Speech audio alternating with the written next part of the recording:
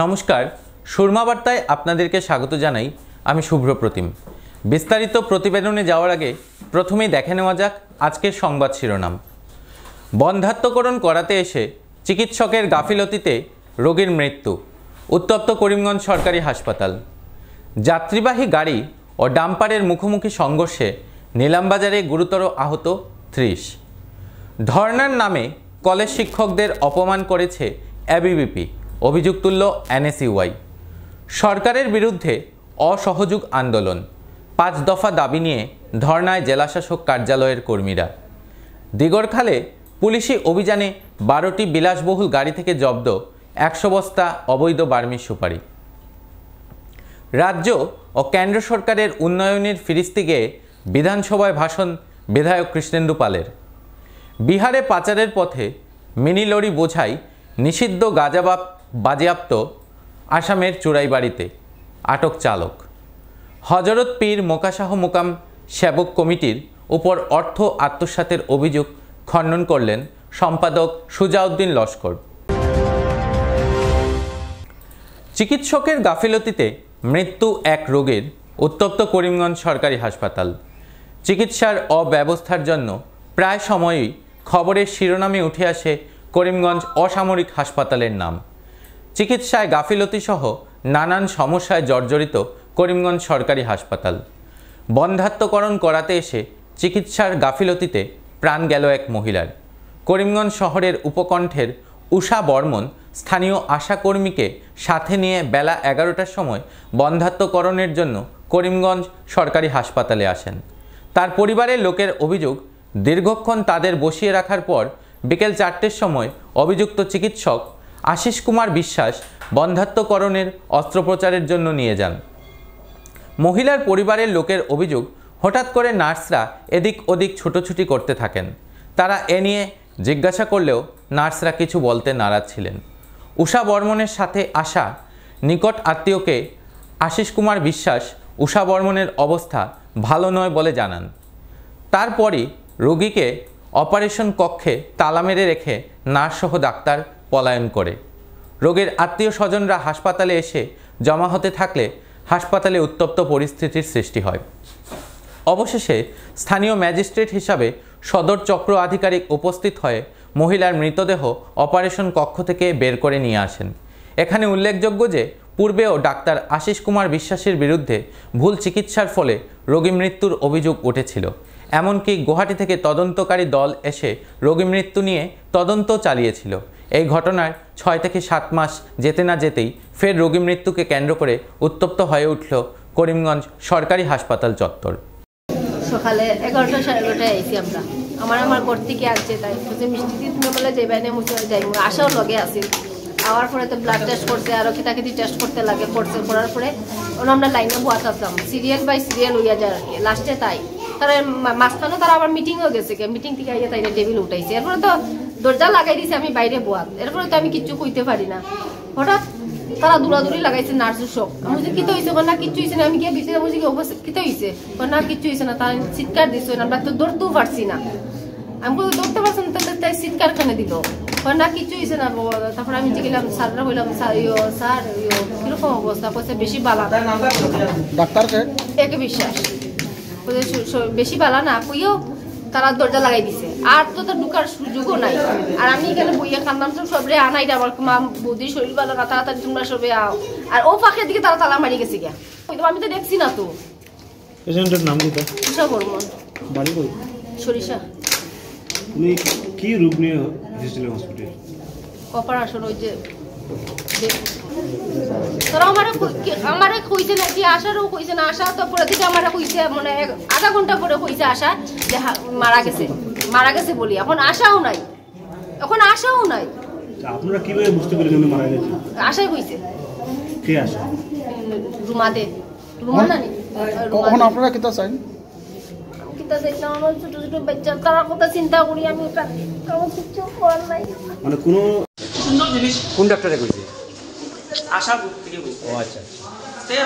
আশা থেকে কইছে, ঠিক আছে। আশা সকালে ফোন করছে কি ওই তুমি আবার সময় তোমার ব্যাংক অ্যাকাউন্টটা লিয়ে আইও, আর ওরা সেটা আমরা ছেলেমানি এই জিনিসটা আমার জানার কথাও নাই। আমার বই না 1 ঘন্টা আগে ফোন করছে, ফোন করার পর তোর জলদি কই আসলাম, আইনা ভিতরে এসে বৌদি তো আর নাই, বৌদি নাই মানে কিনা সকালে বিবিতে রান্না করে বসে দিয়া সবাই খাওয়াইয়া দিয়া আইছে, এখন নাই মানে এখন আমি আইসি আমার মধ্যে নাচতে 2টা নাচ আসলো, তালা মারিয়া দূরে বেড়েছে। আমি বলছি দূরে বেড়েছে আমরা ডাক্তারে মানে ডাকাত জানি না কিটা, আমি তো ভাবছি না। এরপরে শুনি পেশেন্ট ভিতরে স্যালাইন লাগাই। করিমগঞ্জের নিলামবাজারে ভয়ঙ্কর পথ দুর্ঘটনা, আহত 30-এরও অধিক। অসম ত্রিপুরা সংযোগী জাতীয় সড়কের নিলামবাজারের বিদ্যানগর এলাকায় AS 10C 5264 নম্বরের একটি যাত্রীবাহী বাসের সাথে ডাম্পারের মুখোমুখি সংঘর্ষের ফলে এই ভয়াবহ দুর্ঘটনা সংঘটিত হয়। বিদ্যানগর এলাকায় অসম ত্রিপুরা সংযোগী 4 নং জাতীয় সড়কে 4টি গাড়ি একটি গাড়ি অপরটিকে ধাক্কা মারলে এই ভয়ঙ্কর দুর্ঘটনার সৃষ্টি হয়। ভয়াবহ এই দুর্ঘটনায় বেশ কয়েকজন যাত্রী গুরুতর আহত হওয়ায় স্থানীয়রা তাদের উদ্ধার করে করিমগঞ্জ সরকারি হাসপাতালে প্রেরণ করে। দুর্ঘটনাটি এতই ভয়াবহ ছিল যে গাড়ির চালক গাড়ি থেকে বের করতে স্থানীয়দের অনেক কষ্ট করতে হয়েছে।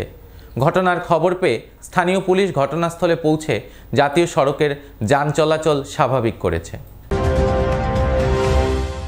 কলেজের বাহির থেকে কলকাঠি নেড়ে বহিরাগতরা কলেজের পরিস্থিতি উত্তপ্ত করার চেষ্টা চালাচ্ছে বলে অভিযোগ NSUI-এর। শুক্রবার NSUI জেলা সভাপতি শুভম দাস বলেন, নির্বাচনে ছাত্রদের ভোটে হারার পর ABVP ছাত্ররা বহিরাগত নেতাদের ইশারায় কলেজের শিক্ষাগুরুদের যেভাবে অপমান করেছেন তা অত্যন্ত নিন্দনীয় বলে তারা মন্তব্য করেন। এছাড়াও NSUI সাধারণ সম্পাদক প্রার্থীর পরিবার নিয়ে যে কটু মন্তব্য সামাজিক যোগাযোগ মাধ্যমে পরিচালিত করা হচ্ছে তা নিন্দনীয় বলে তারা উল্লেখ করেন। শুভম দাস নাম উল্লেখ না করে বিজেপির এক বিধায়ককে এই পরিস্থিতির জন্য দায়ী করেন। তিনি বলেন, কলেজের শিক্ষাগুরুদের অপমান করানোর পিছে ওনার হাত রয়েছে। ছাত্রদের ভোটে পরাজিত ABVP নির্বাচনে হেরে নির্বাচন বন্ধ করার মাধ্যমে ছাত্রদেরকে হেয় প্রতিপন্ন করছে। কলেজের ভোটকে আদালতে ঠেলে নিয়ে গিয়ে কলেজের বদনাম করছে ABVP। আদালতের নির্দেশের জবাব কলেজ কর্তৃপক্ষ তার মতো করে দেবে, কিন্তু বহিরাগতদের যুক্তি শুনে ABVP কর্মীরা নিজ কলেজকে হেয় করছে তা ছাত্র সমাজ মেনে নেবে না বলেও তিনি জানান। ABVP কিছু ভাইদের উদ্দেশ্যে আমি কিছু কথা বলব।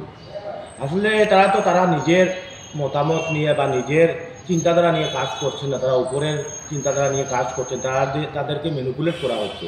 তারা এভাবে কিছুদিন আগে 5 তারিখ আমরা দেখেছি করিমগঞ্জ কলেজের ভিতরে করিমগঞ্জ কলেজের প্রত্যেক শিক্ষক এবং শিক্ষিকাকে যেভাবে হেনস্থা করেছেন, সবাইকে চুর বলেছেন, ডাকাত বলেছেন বা যেভাবে এটা বলেছেন, এটার আমি তীব্র নিন্দা জানাই। দেখুন, আজকে এই কলেজ আমরা যখন ঘরের ভিতর থাকি তখন আমাদের গার্জিয়ান হলেন আমাদের মা বাবা, কিন্তু আজকে যখন আমরা করিমগঞ্জ কলেজ বা যে কোনো ইনস্টিটিউটের ভিতরে প্রবেশ করি তখন আমাদের গার্জিয়ান আমাদের শিক্ষক শিক্ষিকা।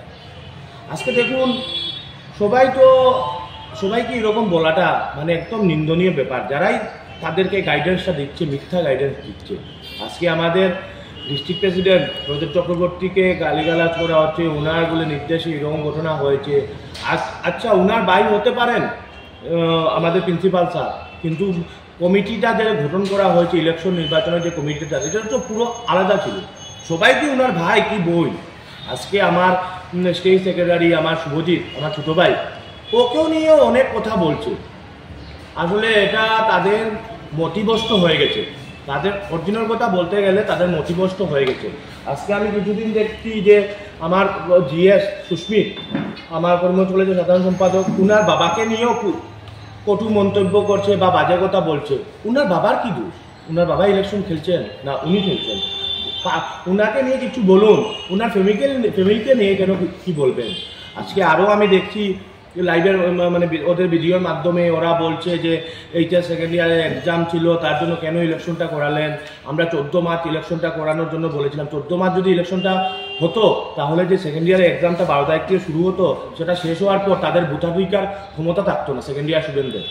আজকে ABVP প্যানেল লিস্টের 5 থেকে 6 জন এইচএস সেকেন্ড ইয়ারের ক্যান্ডিডেট ছিল। এইচএস সেকেন্ড ইয়ার ক্যান্ডিডেট ছিল, আজকে সারা আমি সবসময় দেখি তাদের সাথে সেকেন্ড ইয়ারের ক্যান্ডিডেটগুলো চলছে। আমি যারা আজকে এই নিউজটা দেখবেন, যারা সেকেন্ড ইয়ার এইচএস এর গার্জিয়ানরা আছে, তাদের কাছে আমি হাত জোর করে বিনম্র অনুরোধ করছি, তারা যে কোনো সংগঠন করুক, আপনার ছেলে মেয়ে এনএসওয়াই করুক বা বিএপি করুক, তাদেরকে এখন এগুলার থেকে বাইরে রাখুন।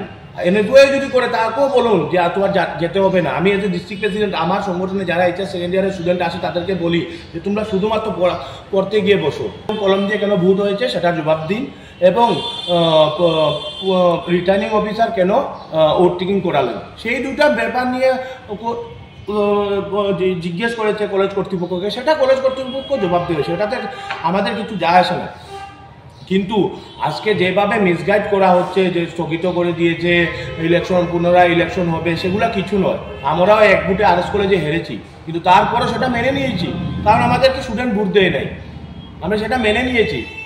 আজকে যদি যেভাবে আমাদের রজত চক্রবর্তী কাকুকে গালিগালাজ করা হচ্ছে, শুভজিৎ চক্রবর্তীকে গালিগালাজ করা হচ্ছে, আজকে আমার সুস্মিত দেবের বাবাকে গালিগালাজ করা হয়েছে, আমরা যদি আইনের মাধ্যমে যাই তাহলে তোমাদের ভবিষ্যৎটা কি হবে?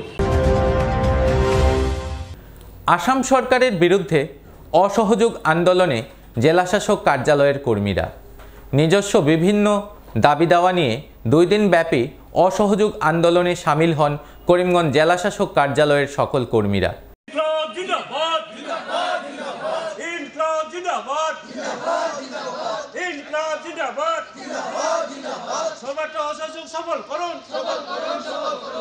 তারা বলেন, পুরো রাজ্যের সাথে সঙ্গতি রেখে করিমগঞ্জ জেলাশাসক কার্যালয়ের কর্মীরাও কার্যালয় প্রাঙ্গণে ধর্নায় সামিল হন। তারা বলেন, তারা দীর্ঘদিন থেকে 5 দফা দাবি নিয়ে এই আন্দোলন চালিয়ে যাচ্ছেন, তারপরও সরকার তাদের কথায় কোনো কর্ণপাত করছে না। তাই তারা বাধ্য হয়ে তাদের 5 দফা দাবি গ্রেড পে বৃদ্ধি, সুপারিনটেন্ডেন্ট অ্যাকাউন্ট্যান্ট পদ সৃষ্টি করা, জারি কারকদের 3% বেতন বৃদ্ধি, এনপিএস বাতিল করে ওপিএস লাগু করার দাবিতে 2 দিন ব্যাপী কর্মবিরতি পালন করছেন। তারা আসাম সরকারকে তাদের ন্যায্য দাবিগুলো পূরণ করার জন্য আহ্বান রাখেন। আজকে আমরা সমগ্র আসামের সঙ্গে একত্রিত হয়ে আজকে আমরা অসহযোগ আন্দোলনে সামিল হয়েছি। কালকেও ছিল গত 8 ফেব্রুয়ারি এবং আজ 9 ফেব্রুয়ারি সর্বাত্মক অসহযোগ ডিস্ট্রিক্ট কমিশনার অফিসের কার্যালয়ে আমরা কর্মচারীরা 5 দফা দাবি নিয়ে একত্রিত হয়েছি। প্রথম দাবি যেটা হলো প্রশাসন কর্মচারীদের গ্রেড পে বৃদ্ধি, আলাদা গ্রেড পে বৃদ্ধি করতে হবে জেলা প্রশাসন কর্মচারীদের। আর দ্বিতীয় হলো জেলা প্রশাসন কর্মচারীদের সুপারিনটেন্ডেন্ট আর অ্যাকাউন্ট্যান্ট পদের সৃষ্টি করতে হবে। বিগত দিন থেকে আমাদের অনেক দিন থেকে জেলা প্রশাসন কর্মচারীদের কোনো অ্যাকাউন্ট অ্যাসিস্ট্যান্ট নেই। আর 3 নম্বর হলো জারিকারকদের 3% বেতন বৃদ্ধি করতে হবে, এনপিএস বাতিল করে আর ওপিএস পুনর্চালু করতে হবে। এই 5টা দাবি নিয়ে আমরা একত্রিত হয়েছি। আজকেই লাস্ট, গত 8 ফেব্রুয়ারি ছিল, কালকে আর আজকে ওটা নিয়মিত পুরো সারাদিনে, কিন্তু আজকে পেন ডাউন পুরো, আমরা কোনো কাজ হাতে নেব না, কোনো সিগনেচার করবো না, এমনি অ্যাটেন্ডেন্স দিয়ে আমরা এখানে ধর্নায় বসেছি, আর কোনো কাজ করবো না। কাছাড়ের ফুলের তলে কাছাড় পুলিশের নেশা বিরোধী অভিযান। বরাক উপত্যকাকে নেশা কারবারিরা নেশা সামগ্রী পাচারের করিডোর হিসাবে ব্যবহার করে আসছে। পুলিশি তৎপরতার পরও নেশা সামগ্রী পাচারে লাগাম টানতে পারছে না পুলিশ প্রশাসন। এবার ফের কাছাড় পুলিশের অভিযানে জব্দ 5 কোটি টাকার ড্রাগস। গোপন সূত্রের খবরের উপর ভিত্তি করে কাছাড় পুলিশ ফুলেরতল এলাকায় অভিযান চালিয়ে পার্শ্ববর্তী রাজ্য মণিপুরের এক মহিলার কাছ থেকে সাবানের বাক্সে প্রায় 700 গ্রাম সন্দেহজনক হেরোইন জব্দ করতে সক্ষম হয়। পুলিশ সাথে সাথে ড্রাগস সরবরাহকারী মণিপুর রাজ্যের জিরিবামের বাসিন্দা ন্যাংচামার নামের ওই মহিলাকে আটক করে থানায় নিয়ে আসে। জব্দ হওয়া হিরোইনগুলোর কালোবাজারি মূল্য 5 কোটি টাকা হবে বলে পুলিশ সূত্রে জানা গেছে। এই ঘটনার সাথে জড়িত বাকিদের পাকড়াও করতে পুলিশ ন্যাংচামারকে জিজ্ঞাসাবাদ চালিয়ে যাচ্ছে। এখন নিয়ে নিচ্ছি ছোট্ট একটা বিজ্ঞাপন বিরতি, সঙ্গে থাকুন, আবারও ফিরছি। আনন্দ সংবাদ, আনন্দ সংবাদ, আনন্দ সংবাদ। উচ্চ ও গুণগত মানের শিক্ষা পরিষেবা নিয়ে করিমগঞ্জে যাত্রা শুরু করল প্রণবানন্দ বিদ্যা মন্দির। আপনি কি আপনার বাচ্চার পড়াশোনা নিয়ে চিন্তায় আছেন? এবার আপনাদের চিন্তা দূর করতে গুণগত শিক্ষা নিয়ে করিমগঞ্জে যাত্রা শুরু করল প্রণবানন্দ বিদ্যামন্দির। প্রথমবারের মতো টাটা ক্লাস এইজের মাধ্যমে স্মার্ট ক্লাসের সুবিধা নিয়ে এসেছে প্রণবানন্দ বিদ্যামন্দির। 18 ডিসেম্বর থেকে সোম থেকে শনিবার সকাল 9:30 ঘটিকা থেকে 2 ঘটিকা অবধি স্কুল প্রাঙ্গণ থেকে ভর্তি ফর্ম সংগ্রহ করতে পারবেন। আমাদের ঠিকানা আজাদ সাগর রোড, করিমগঞ্জ।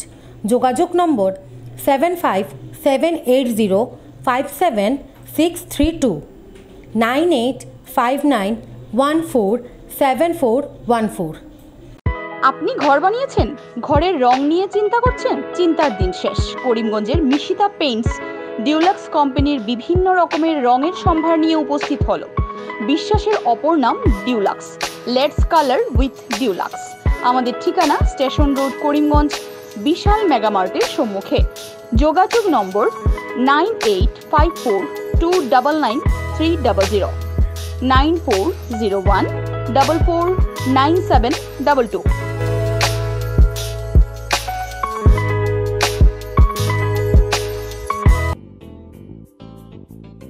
বিভিন্ন আধুনিক ও আকর্ষণীয় টাইলসের সম্ভার নিয়ে উপস্থিত প্রিয়া টাইলস। আপনার ঘরকে অতি সুন্দরভাবে সাজিয়ে তুলতে আজই আমাদের দোকানে চলে আসুন এবং নিয়ে যান অত্যাধুনিক টাইলস। আপনার পছন্দের সব ধরনের টাইলস আমাদের এখানে উপলব্ধ রয়েছে।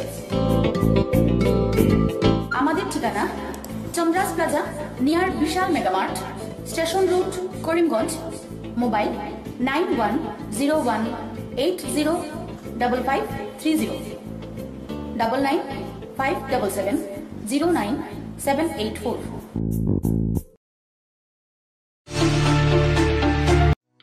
আপনি কি শ্বাসকষ্ট, বুকে ব্যথা, পিঠে ও কোমরে যন্ত্রণা, হাতে পায়ে ঝিনঝিন করা, মাথা ব্যথা সহ হার্ট বাইপাস সার্জারি, কিডনিজনিত বিভিন্ন রোগে ভুগছেন? তাহলে আর চিন্তা নেই। এবার থেকে করিমগঞ্জের নিউ লাইফলাইন হসপিটাল আয়ুষন্দ্রা সুপার স্পেশালিটি হসপিটাল গুয়াহাটির বিশেষজ্ঞ ডাক্তাররা রোগী দেখতে করিমগঞ্জে উপস্থিত হবেন। 12 মার্চ রোগী দেখবেন ডক্টর সিমরনজিৎ সিং। 14 মার্চ রোগী দেখবেন হৃদরোগ বিশেষজ্ঞ ডক্টর আদিত্য ভাস্কর। 15 এবং 16 মার্চ রোগী দেখবেন ডক্টর বি শ্রী হর্ষা। রোগী দেখতে করিমগঞ্জে উপস্থিত হবেন। আমাদের ঠিকানা new lifeline hospital and research centre. অগ্রিম বুকিংয়ের জন্য যোগাযোগ করুন 7399195391 9678806896 9854135470। আনন্দ সংবাদ, আনন্দ সংবাদ। করিমগঞ্জে এই প্রথম 3D সিটি স্ক্যানের সুবিধা নিয়ে এলো Karimganj health city, Banamali road, Karimganj. পুরো শরীর 3D সিটি স্ক্যানের সুবিধা এখন পাচ্ছেন করিমগঞ্জে। আন্তর্জাতিকভাবে বিখ্যাত ডাক্তার দ্বারা রিপোর্ট। 3D সিটি স্ক্যানের জন্য যোগাযোগ করুন telephone 038460705, mobile 9678033047। Karimganj health city, Banamali road, Karimganj আপনাদের সেবায় নিয়োজিত।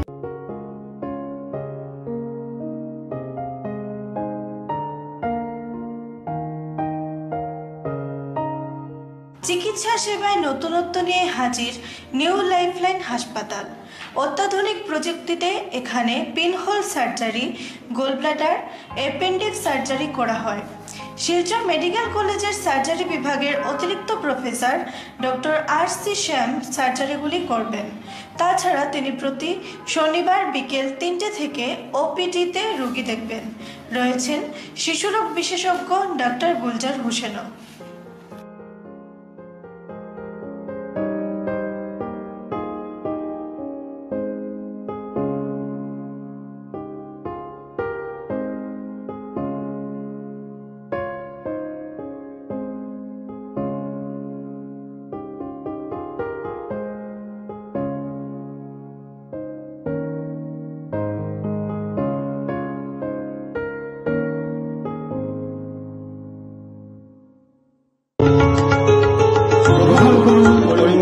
হোলসেল কোঅপারেটিভ স্টোর্স তথা সহযোগীর আন্তরিক অভিনন্দন।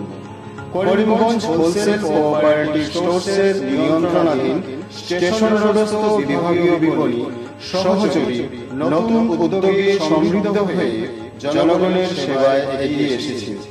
তুলনামূলক কম মূল্যে নিত্য প্রয়োজনীয় দ্রব্য সামগ্রীর যোগান অব্যাহত রাখতে সহযোগী কর্তৃপক্ষ বদ্ধপরিকর। জেলার সমবায় আন্দোলনকে জোরদার করে তোলার ক্ষেত্রে করিমগঞ্জ হোলসেল কোঅপারেটিভ স্টোর্স তথা সহযোগী কর্তৃপক্ষ সকলের আন্তরিক ও সক্রিয় সহযোগিতা কামনা করে।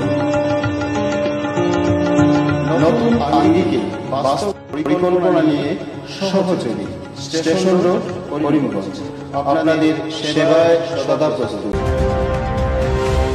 2021 থেকে এখন পর্যন্ত 300 কোটি টাকার অধিক নেশা সামগ্রী জব্দ চোরাইবাড়ি ফাঁড়ি এলাকায়। বৃহস্পতিবার আসাম বিধানসভার 15তম বাজেট অধিবেশনে বক্তব্য দিতে গিয়ে এমন মন্তব্য তুলে ধরেন পাথারকান্দির বিধায়ক কৃষ্ণেন্দু পাল। তার ভাষণে তিনি উত্তর পূর্ব ভারত সহ আসামের সর্বাঙ্গীন উন্নয়নের জন্য প্রধানমন্ত্রী নরেন্দ্র মোদীকে ধন্যবাদ জ্ঞাপন করেন। এছাড়াও আসামে উগ্রপন্থী সমস্যা কমানো, সরকারি চাকুরি প্রদান সহ বিশেষ করে বরাক উপত্যকার যোগাযোগ ব্যবস্থার জন্য আসামের মুখ্যমন্ত্রী ডক্টর হেমন্ত বিশ্ব শর্মার গুণগান করেন।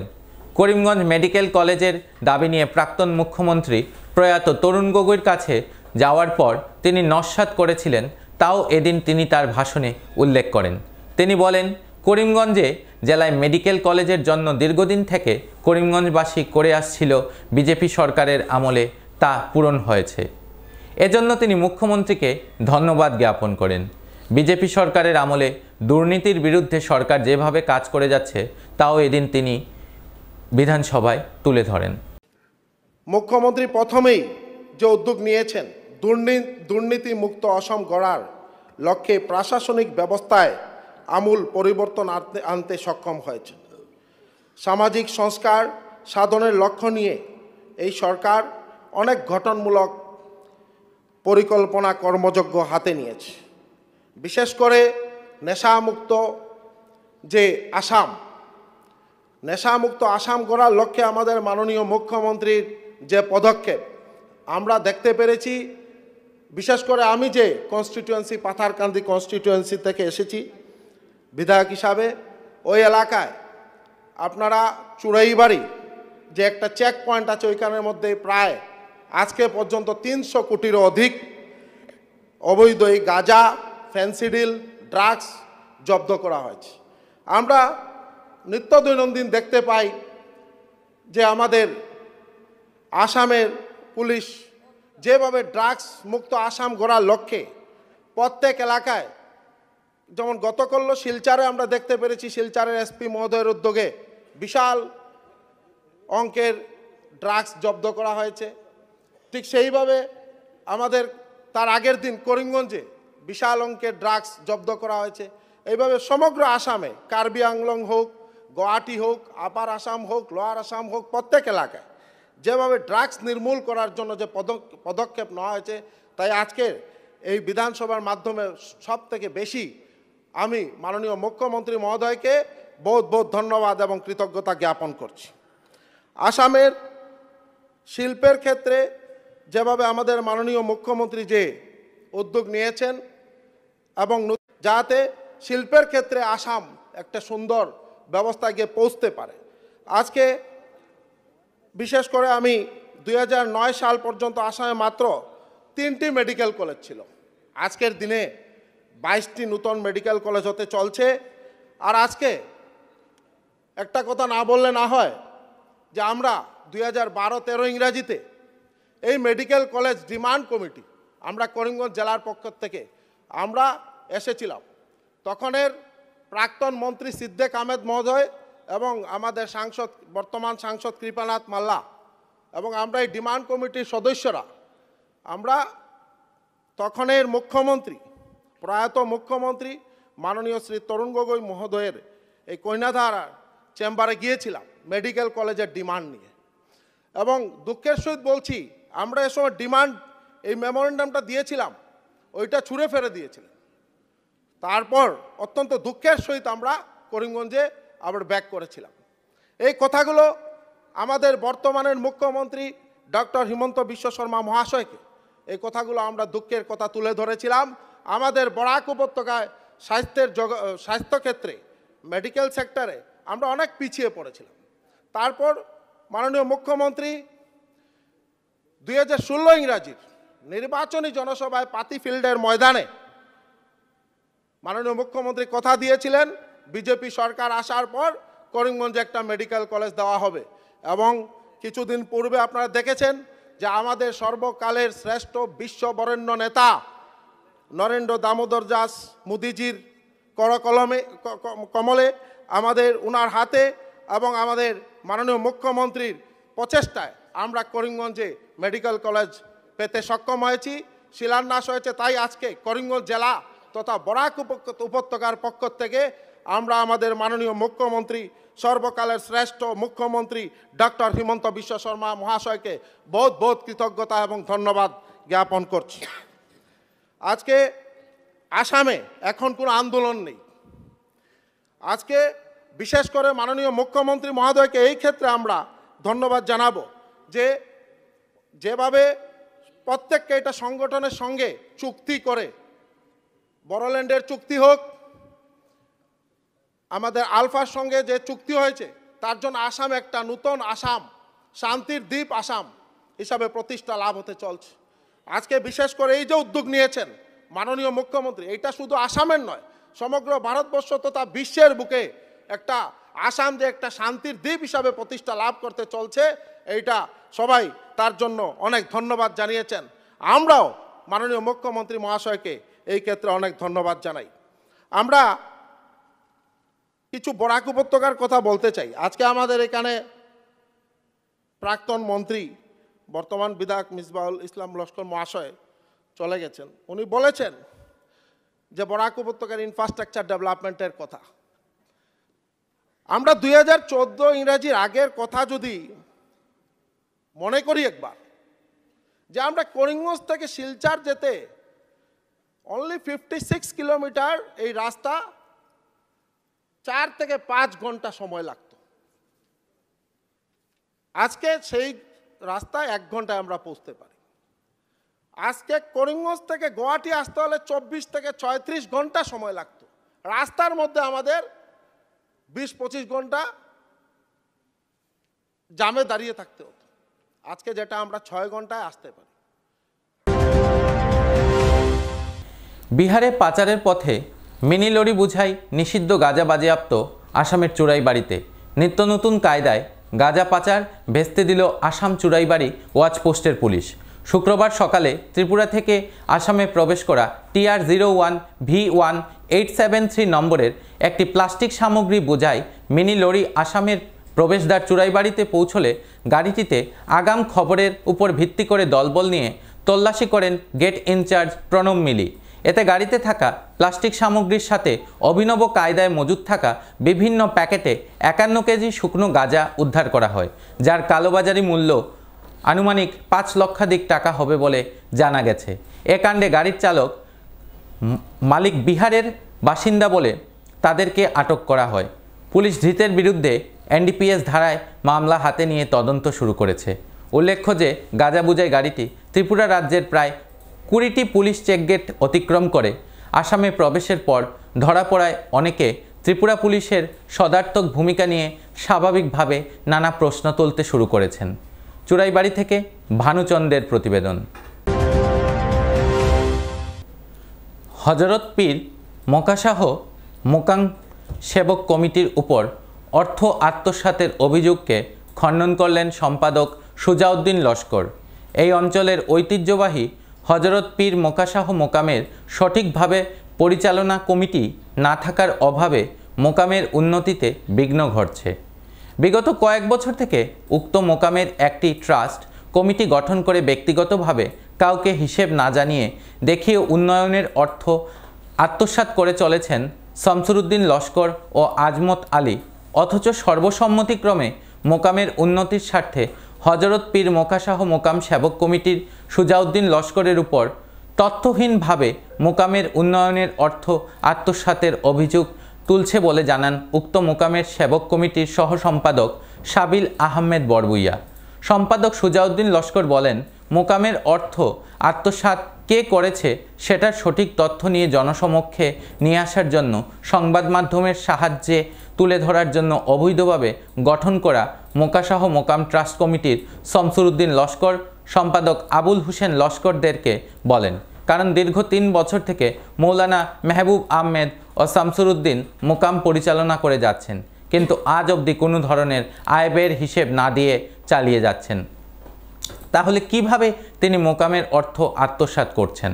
অথচ এই আজমত আলী ও শামসুরউদ্দিনের কারণে মোকামের বাৎসরিক উরুস করা সম্ভব হচ্ছে না। এদের কারণে এই অঞ্চলের ধর্মপ্রাণ মানুষের কাছে এই হযরত পীর মোকাসহ মোকামের প্রতি ধর্মীয় আস্থা ও বিশ্বাস কমে আসছে।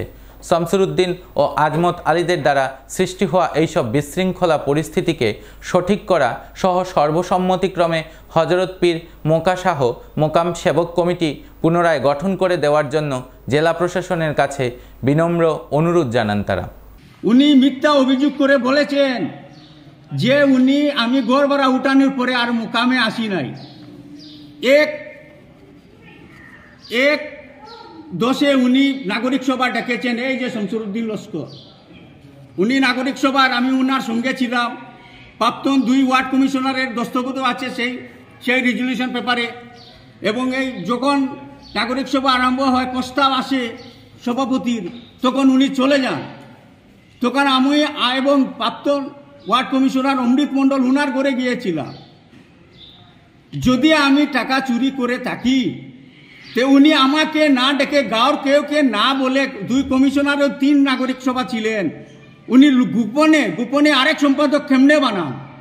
যদি আমি নিয়ে থাকি, সামনে উনি এসে গাঁওকে ডাকে, নাগরিক সভা ডাকে, সাধারণ সভা ডাকে, আমার হিসাব নিয়ে তারপরে অন্য এক সম্পাদক